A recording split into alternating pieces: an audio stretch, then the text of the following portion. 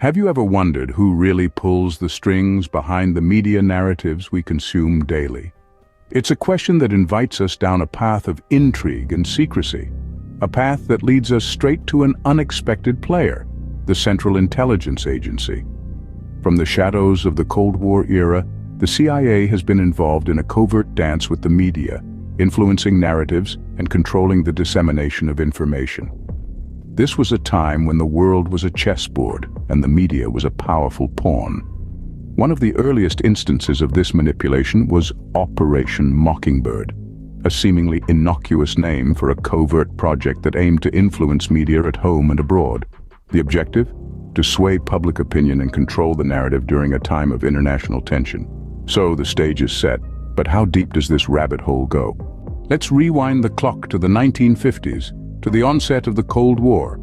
The stage for Operation Mockingbird was set. This was a time when the world was divided into two blocks, each suspicious of the other's intentions. The United States, in an attempt to gain the upper hand, launched Operation Mockingbird. But what was this operation all about? In essence, Operation Mockingbird was a covert project, a secret campaign by the Central Intelligence Agency, or CIA, to influence media. It was all about manipulating narratives, controlling information dissemination, and shaping public opinion in favor of the US government's policies. The CIA's strategy was simple, yet cunning. They enlisted journalists from across the media spectrum. These weren't just any journalists, but notable figures from some of the most respected media outlets. They were recruited, knowingly or unknowingly, to act as the CIA's mouthpieces. These journalists were used to plant stories, spread propaganda, and even suppress unflattering news. The CIA had its tentacles in newspapers, magazines, radio, and television networks. The breadth and depth of this operation were truly astounding. To give you an idea of the scale, Frank Wisner, who was the director of plans at the CIA, once boasted that Operation Mockingbird was like his personal Wurlitzer, a mighty organ that he could play to make the American media dance to his tune. And dance they did. The outcomes of Operation Mockingbird were far-reaching. It allowed the CIA to steer the narrative of the Cold War in their favor. They could shape public opinion, drown dissenting voices, and even influence international policy. In the end, Operation Mockingbird wasn't just about winning the propaganda war.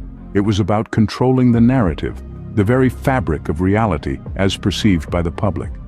But this is just the beginning. The CIA's influence in the media was far from over. Fast forward to the present day.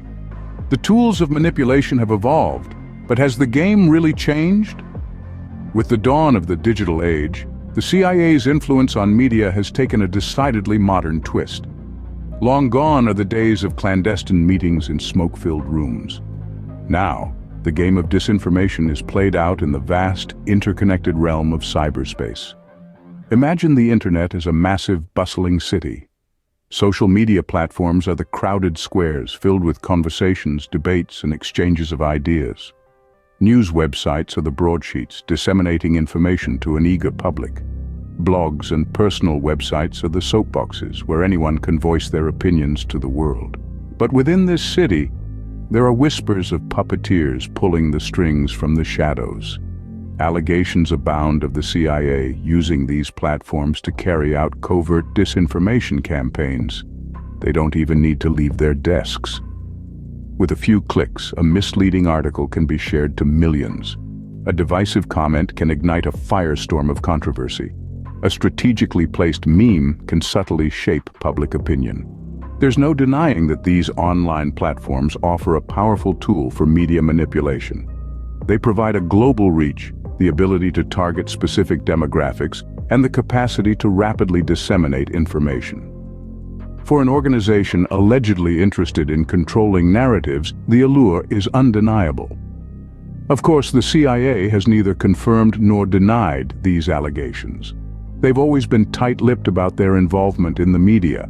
After all, the art of disinformation relies on maintaining a shroud of mystery. Yet it's not just about spreading false information. The manipulation can also come in the form of omission. By controlling what information is shared and what is kept hidden, they can subtly guide the conversation in a desired direction. But what does all this mean for us, the consumers of media? In a world where information is power, what happens when that information is manipulated? A question that nudges us to ponder the implications of media manipulation. Our perception of reality is heavily influenced by the information we consume. When that information is tampered with or twisted, it can create a distorted image of the world around us. This is the power of media manipulation, and it has the potential to shape public opinion on a massive scale. From shaping our views on political issues to influencing our consumer choices, the ripple effects of media manipulation are far-reaching. One of the most significant implications of media manipulation is its impact on democracy. In a democratic society, the media plays a pivotal role in informing the public and fostering open dialogue. But when the media is manipulated, it can undermine these democratic processes. The information we receive becomes a puppet show, with unseen hands pulling the strings. This can lead to a skewed representation of reality, influencing the course of elections and swaying public policy. This manipulation also takes a toll on individual freedom. Our freedom to think, to form opinions, is based on the access to unbiased information. But when that information is manipulated, our freedom to make informed decisions is compromised. So what's the antidote? The answer lies in media literacy and critical thinking. It's about understanding the nature of media, its potential for manipulation, and learning to question what we see and hear. It's about being an active participant in our information consumption rather than a passive receiver. Media literacy empowers us to separate fact from fiction, to recognize when we're being led down a certain path, and to challenge the narratives we're presented with. Critical thinking allows us to question, to dig deeper, to seek out alternative sources of information. Together, they form a powerful defense against media manipulation. So next time you consume media, ask yourself, who's really pulling the strings? Because in the battle for information, awareness is our most potent weapon. So, we've taken a journey through the murky waters of media manipulation by the CIA. We've delved into the early days of the Cold War, when the CIA first began to influence news narratives, shaping public opinion to their advantage. We've explored the dark underbelly of Operation Mockingbird, a clandestine operation that saw the CIA controlling information dissemination, turning prestigious media outlets into their puppets. We've traveled further into the modern era, where the tactics have evolved, but the mission remains the same: to control the narrative, to control the truth. We've also pondered the deep implications of such manipulation, how it shapes our worldview, how it influences our decisions, and how it ultimately undermines our democracy. Remember, in this age of information, being a critical consumer of media is more important than ever. Thank you for joining us on this journey, and until next time, stay curious.